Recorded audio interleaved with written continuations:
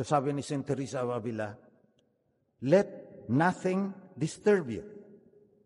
Let nothing frighten you. All things are passing away. God never changes. Patience obtains all things. Whoever has God lacks nothing.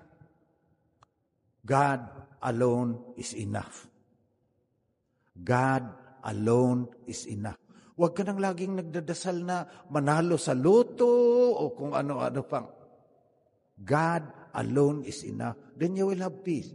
Nanalo ka nga sa loto, pagkatapos naging katok ka naman. Kulang pang pambayad mo sa psychotherapy. God alone is enough.